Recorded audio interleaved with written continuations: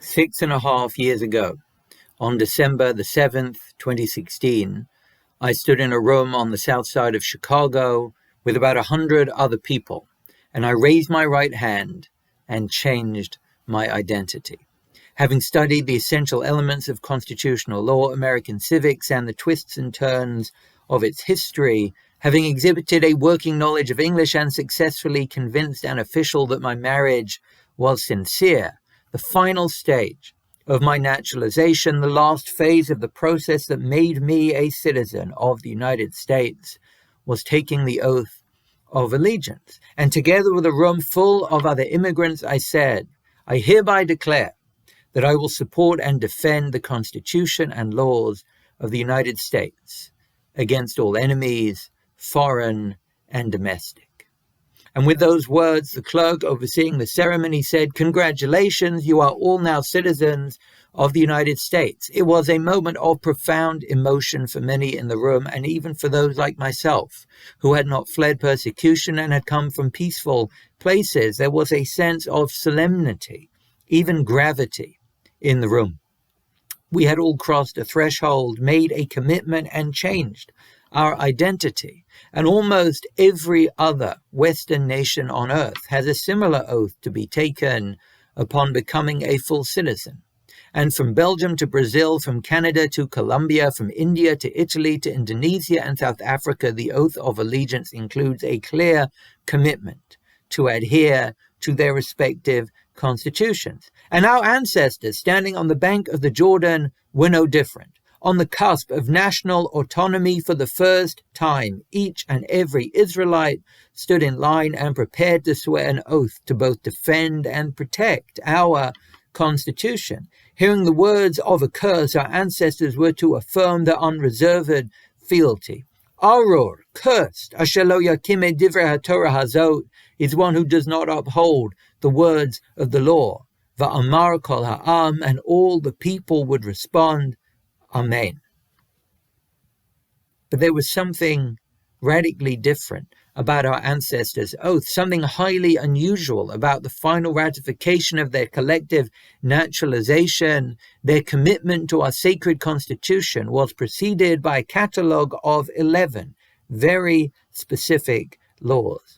Arur ha'ish asher yaseh fesel u'masecha, cursed is the one who makes a molten image. Arur makle aviv ve'imo, cursed is one who insults their mother and father. Arur masig gvul re'ehu, cursed is one who moves their neighbor's fence. And beyond private idolatry, violations of filial piety, and contraventions of private property, the list continues with curses for those who mislead the blind, curtail the rights of the weak, engage in acts of sexual intimacy with animals or members of their family, strike a fellow citizen, or accept a bribe. And the question is why?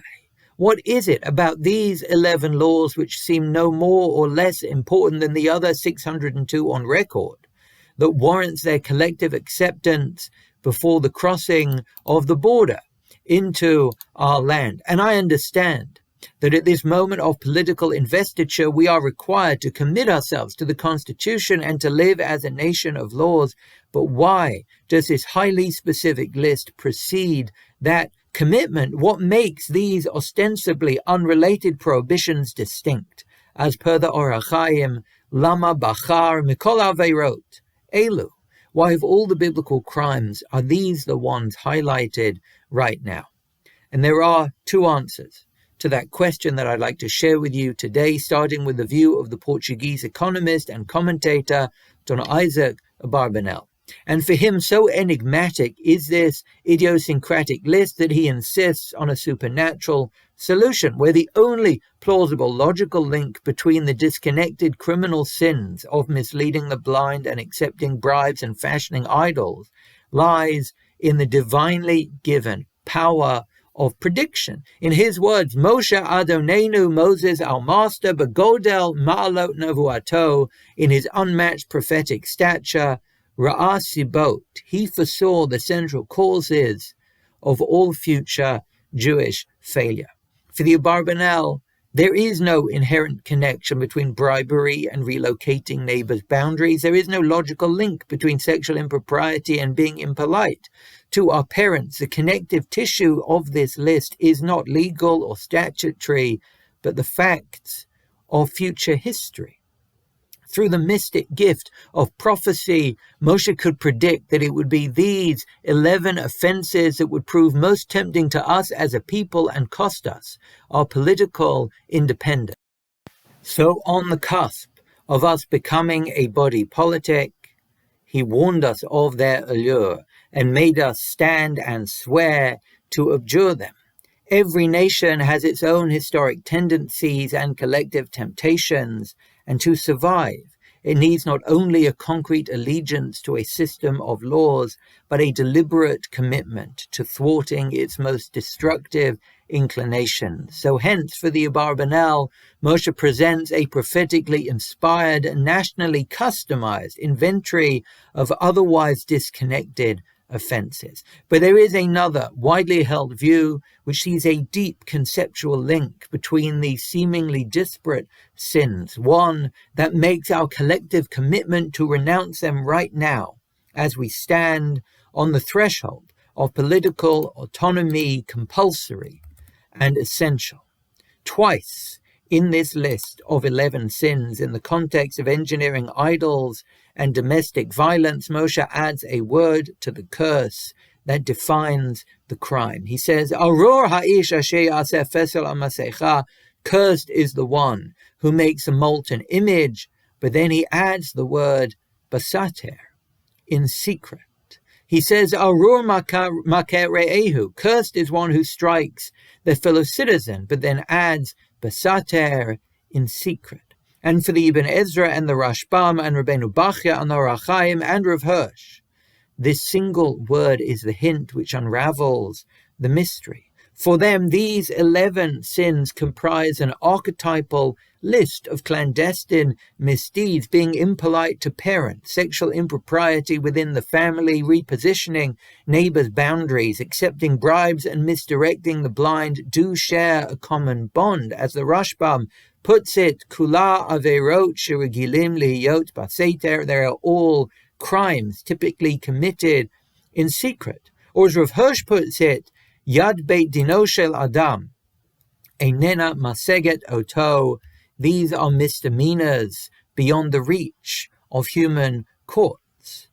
Now, for some, this is simply a way to remind our ancestors that despite their impending national life, God is still invested in their private lives, but perhaps there is something more relevant to the timing of this dramatic collective commitment than a concern for the state of our private souls. Perhaps this pledge to specifically protect the laws that we know cannot be enforced is the key to keeping the political autonomy that we are about to receive. As Alexis de Tocqueville put it, liberty cannot be established without morality, or as the 13th century Aragonese Jewish leader, the Rashba, put it, Imatem ma'midim hakol, if we only commit b'ma she'ansha Torah, to that which the law punishes, nimtza ha'olam charev, we will find the world in ruins.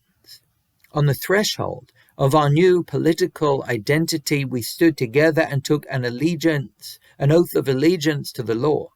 But if as citizens we only committed to keeping the laws which witnesses can see and courts can enforce, a moral rot would breed in secrecy, slowly spill into the streets of the polity, and then even a just society would splinter, disintegrate, and fail. Last week, we noted Moshe's revolutionary legislation of private property, consecrating the right of both the prosperous and the poor to personal space. But that privacy comes with a price, a commitment as citizens to keep the law, even when we know that we are alone. It may be true that no one will ever know if I misguide the blind. It may be true that there will never be any proof of me accepting a bribe or being impolite To my parents, it may be true that whatever happens behind closed doors will never get tried or decided in a court of law. But for society to survive, for each of us to thrive in our public life, to inspire the world beyond our borders, what we do when no one sees could not be more important. At one level, that is why each year we as a people spend a whole season confronting and confessing our private sins. Soon we will say, day after day, Ata Yodea Razeh Olam, you know, God, the mysteries of the world, V'ta'alumot Sitre Kol Chai, the hidden secrets of every creature. We will say, Ein davar ne'elam mimeka, nothing is hidden from you. Ein nistar mineged einecha, nothing is secret before your eyes. We will remind ourselves that God can find anything that we can hide, and we know that He calls us to commit, to strive toward piety for the sake of our souls and for society in a world where the right to privacy is matched by an equally deep allegiance to piety. The future will be bright. Shavua Tov.